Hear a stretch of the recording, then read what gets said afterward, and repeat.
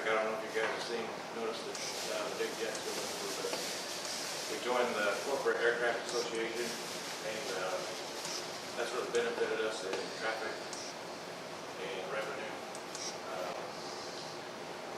We got a new apron expansion last, I don't want to say December is when it completed, and then our runway lights, you know, those are going to be probably our next 5-10 year plan to get those redone. Had to have a lot of work done on them, gophers and all those getting into the lines, but I guess that's your normal wear and tear on the airport part. But there's a lot of good things that are fixing to happen in the future. We've got the government air card program that we're really getting into, getting the ball rolling on that. So you might see some, you know, Blackhawks and other government aircraft coming in, and maybe some of those T6s that are training, you might see them here in the stop here. So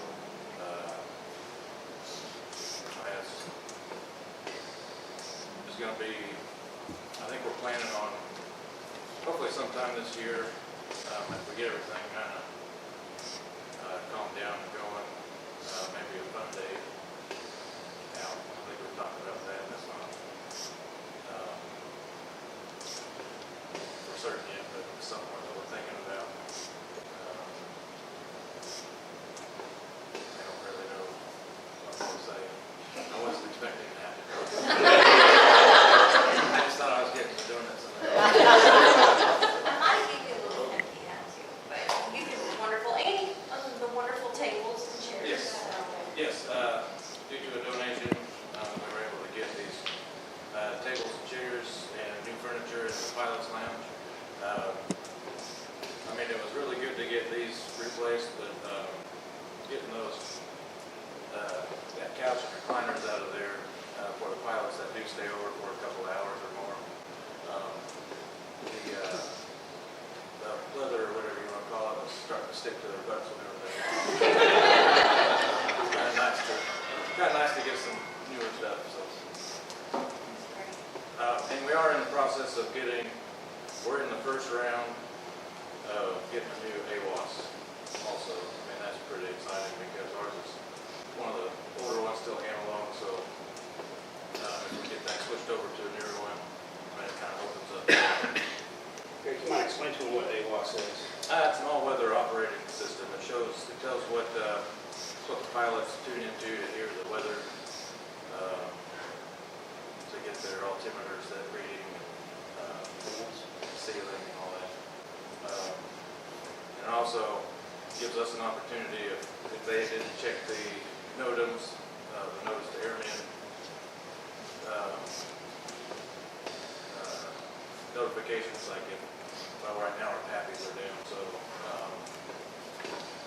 I could put a voice recording on there saying PAPI's on 183.6 or out of service, so they would know that they could rely on those to help them land on their approach.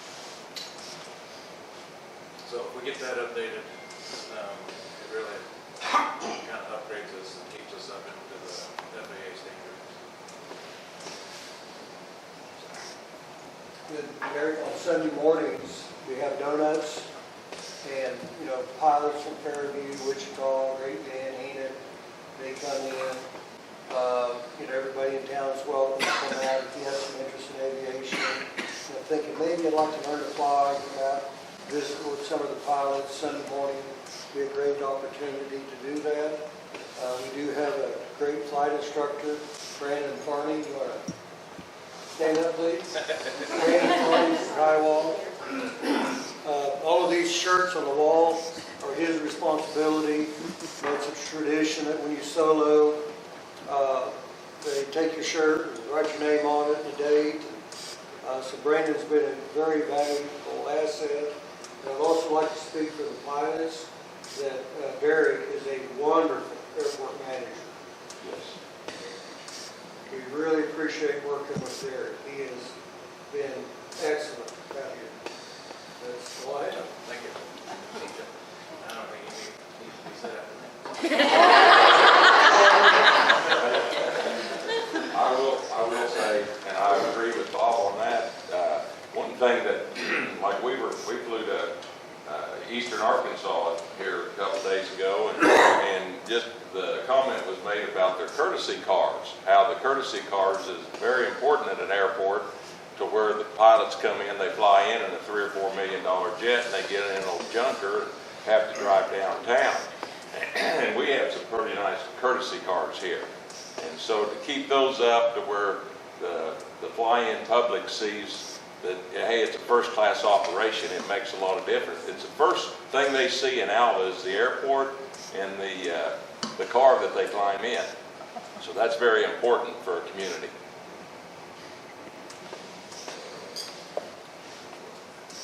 And for those in the northwestern realm, I think something that we ought to look at is the flight instruction, giving credits through the college. We stopped at a place, what is it, Melbourne, Arkansas. They had 5 airplanes that they were training students that was there at Melbourne. So that was pretty neat. They had a pretty nice little complex there.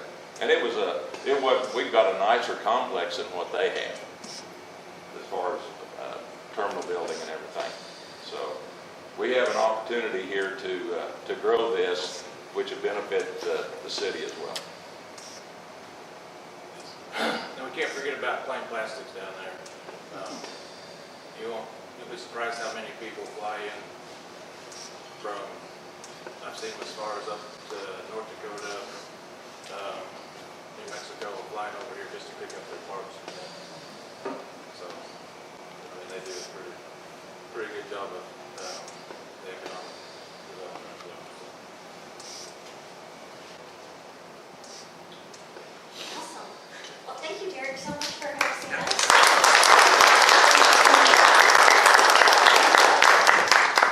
I just wanted to say that the Chamber is working on our community guide, so we'll have that up and going, probably printed in July, so we're excited to get that out. And I thought I would kind of just, there's the organizations, Northwestern and the cities here. Nescatunga wants to talk, so we can all just kind of pitch in, and instead of me just talking, you guys can talk, and then just say what's going on in your organization or your business. So, Northwestern, you guys want to start? Kelsey?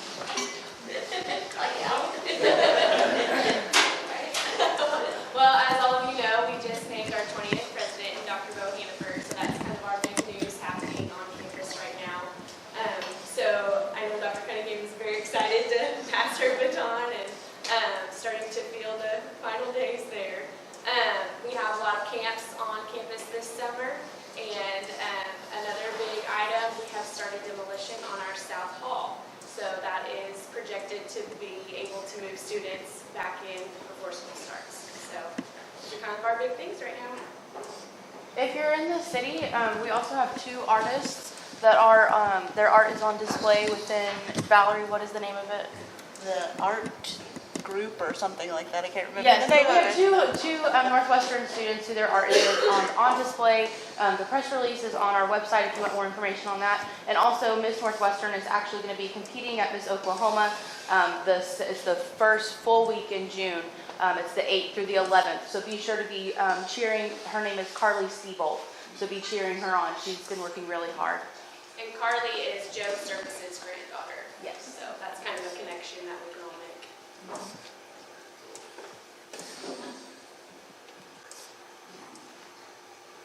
Who's up next? It's good to see everybody. Got any questions, fire away. Get a report prepared, so.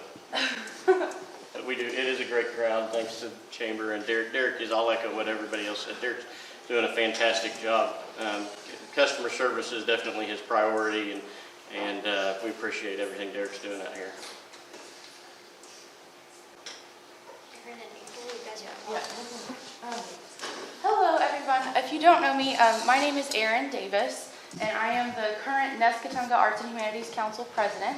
And we have the 51st Nescatunga Arts Festival coming up. It's going to be Saturday, June 4th, and it will have our breakfast line starting at 8 a.m. and festivities will start at 9, and it'll end at 3 p.m. After 3 p.m., we'll have the Salt Fork June Jam, which will start right after that, and they'll go until 9 p.m. But we're here to talk specifically about the Nescatunga Arts Festival to give you guys an understanding of what's going on this year with that. And so like I said, we'll have that breakfast line that starts at 8 a.m. And so what that is, typically Nescatunga in the past has had those separate little food booths where the high school groups have had an opportunity to serve and volunteer in the community, and then Nescatunga provides them a scholarship, not a scholarship, but a donation to those high school groups. And so it's the same opportunity for those high school groups to volunteer, just in a different format, and Nescatunga will be giving those groups a donation at the end of their time working with us that day. We will have quilts displayed inside the Woods County Courthouse, so be sure to stop by and look at those. We will have our gourmet food booth, which is being run this year by Nikki Chafee. So if you know people in the community that have that awesome pie or that bread that you want at the Methodist Church dinners, be sure to tell them. We want them to bring those as a donation to the gourmet food booth. We'll need those by 8 a.m. that day. You can bring those to the downtown lawn. And then we also have entertainment. That will, we have 11 entertainment groups. Nacy Google Meyer Sutter, she's been working really hard to organize those, and so we have a huge diverse group ranging from the Kim's Standing Ovations. If you want to see those little dancers, we have that group again this year. We also have a group of Cheyenne tribal dancers. They'll be performing. We've got bluegrass, we've got Celtic, all over the place, so it's going to be a lot of fun. We also have activities for kids. We'll have 2 different inflatable things. We will have porta petting with Brock's Menagerie. We'll have face painting by Miss Emma Klein. We will have train rides. We'll have oversized Jenga and cornhole. Lots of fun things for the kids to enjoy that day. And just as the main goal of Nescatunga is always to bring in the fine artists and crafters to our area. And we're very, very excited to tell you guys that the last time they hosted the festival in 2019, we have surpassed the number that they had back then at that festival. We currently have almost 30 fine artists and crafters that are coming to Alva for the event, so that's very exciting. And then this year, we're also starting a brand new event called the Sugar Show, and April Ridgway will tell you a little bit more about that. All right, if you have ever watched, like on Food Network, they have like cake wars, or they have competitions where people use their skills to build these really awesome cakes. Back in 2018, I went to Tulsa County Fair, and at that time, it was the biggest cake show in the United States. The lady who started it there would bring people in from out of the country. I mean, people would show in Europe and all over the place. So she had an awesome cake show. I kind of went to just spy it out to see what it was like, and I thought when Charlotte went, she said, do we have any new ideas that we could bring in Nescatunga? I thought, well, this is art. You know, it takes a lot of time. Even though you eat it at the end of the day, it's still an art project. So I thought, you know, if we could add that to Nescatunga, it would be a new component that might bring some people to town that weren't coming for the festival. So we're just giving it a try this year. We've tried to promote it. We got kind of a late start getting this going, and we're trying to bring in artists. And right now, there isn't, if you are an artist that does cake, there's no place in Oklahoma for you to show your work. So if we could get this started here, we could really bring a lot of people in, because several people have said, I'm just so excited to have a place like this in Oklahoma. I don't have to drive to Texas or someplace like that. So this is our drive to get this going. This year we're going to have 3 categories. So the thing that worries me about this is I don't want to scare anybody off. You don't have to be the pro. You know, we've got a students category for people just starting. We've got an aspiring artist for people who have dabbled a little bit, but you know, don't see themselves as professionals. And then we have the professionals. So we'll put the professionals over there and let them find it out. And you know, and so if you know somebody who loves to make cakes and stuff, don't hesitate to encourage them to enter, because it's not so high level that they can't. What it is.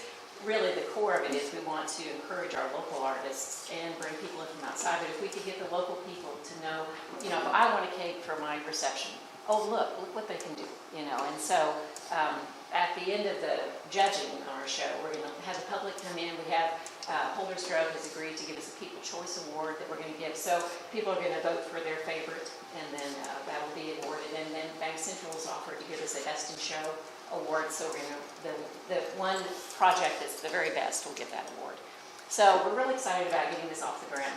And if you have any questions, I'd be happy to answer. How do you volunteer as a judge? I already have my judges, I'm sorry. Karen, that same weekend is the rec center softball tournament, the summer sizzler, so there'll also be a ton of people coming in that we could probably even, There's the softball Bottom tournament, down. and then there's also the golf tournament that same weekend, yeah. So there's gonna be a lot of people in Alva. Art, you wanna- Yes. Well, last weekend, of course, the kids in Coffs had their barbecue, and the car club had a mini car show, and we had 37 entrants, so I thought that was good for our first time out. And tomorrow, we will have cars and coffee at Frosty Joe's stand on Oklahoma Boulevard. So bring your car out. Can you believe it? A 1997 model or older is now considered a classic. Oh, wow. Jody, I do. You did this order. We have another unique item, sorry I forgot, but we are doing a really neat collaboration with the Classic Bowl.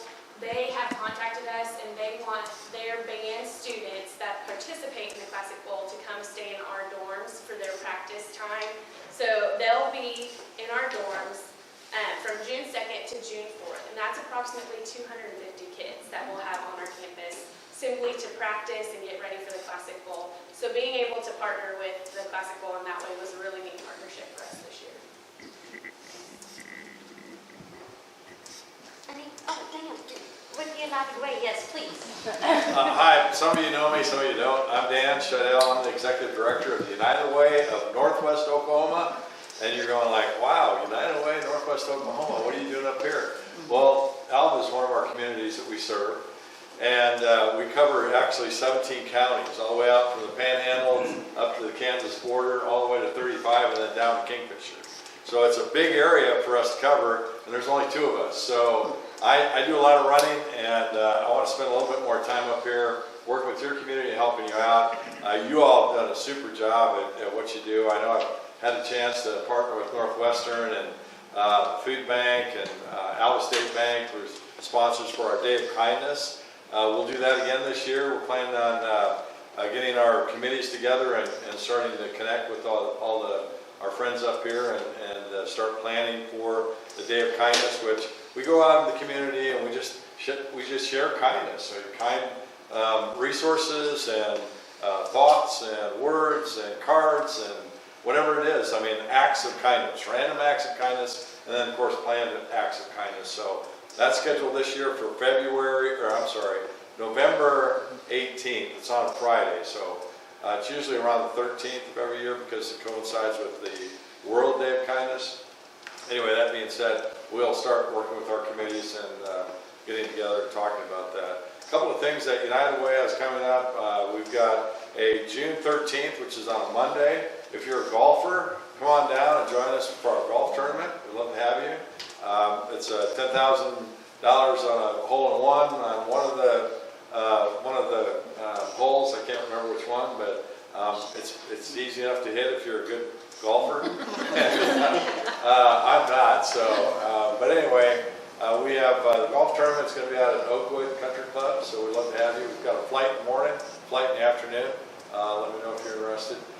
And then we also have a campaign kickoff, which will be at the David Allen Memorial Ballpark in Enid.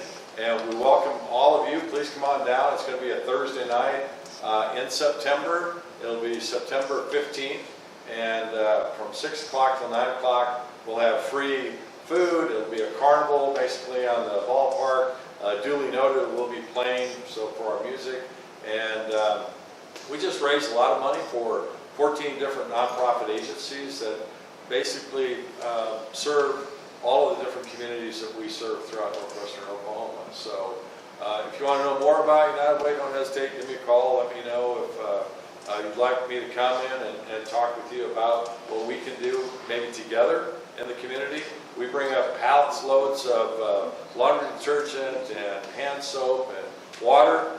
Now that I know this young man over here, I can talk to him about water maybe. Instead of hauling a pallet load of water up here, maybe I can get one from you. And then we can share that with the community. But really, we're here as a resource to help people in the community and partner with others in the community to do great things. OG&E is a great partner, and they actually serve on our board. Actually, Alex is on our board of directors, so we've got representation from different communities throughout Northwest Oklahoma, so that we've got input coming back to our organization so we can serve you all better and the people that really need a helping hand up in the community. So, thank you. Thanks, Zoe. Does anybody else have anything they'd like to share? I would like to say, on the summer reading program forms, it says that they had to be turned in this week, and that is wrong. You still have an entire extra week to turn them in. So if you guys know anyone that would be interested in the summer reading program at the library, the sign up is still open for another week. And so just come in, pick up your form, tell your friends, your family, everybody. We're ready to have kids back in. Jody, I have an exciting announcement. Pickleball has come to Alva. If you are 50 and over, there's a group that's going to play pickleball at the rec center. And if you're interested in knowing the dates and times that's available, you can contact Courtney Rowe. That is just starting, so if you want to kind of get in before there are some pros out there, it might be a good deal. We are also taking a couple of tennis courts at the university and turning those into pickleball courts. It's going to be a little while before we get that done, but yes, a grant to be able to set grant to be able to do that. So, you know, Oklahoma City has nothing on that. I just want to say too, I'm just so encouraged to see all the young people here today. That's exciting. What is pickleball? Can you tell us what is that? Well, I mean, We're not 50, Erin, we can't. I don't know. If you're not 50, it doesn't matter. And I don't think the college will be restrictive as far as an age, but this group that has been really trying so hard to get pickleball to Alva because it's been the rage, I guess, across the country. It's kind of like table tennis, but it's on the ground. You use a little bigger paddle. I'm going to actually see if I can be creative with the paddle, maybe get a bigger one. And you use a wiffle ball, and you can play with 2 people, or you can play with 4. And it's low impact, but it is quite a bit of exercise, very social too. Cool. So what they've done now is they set off times, and you can go to the rec park at those times, and you just sit in line, and you just kind of rotate through to play. Cool. So with your bigger paddle, that you can't hit the broadside of a barn, you might have a chance? Well, you would be surprised. You would think that was a no-brainer, but it takes some skill.